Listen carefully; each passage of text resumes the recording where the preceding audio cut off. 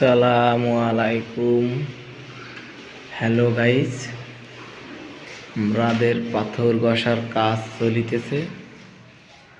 আমরা পাথর কমপ্লিট করে পুরা বিল্ডিং ধুবো, ধুয়ে 1 ফুট প্রাইমার সিলার লাগাবো।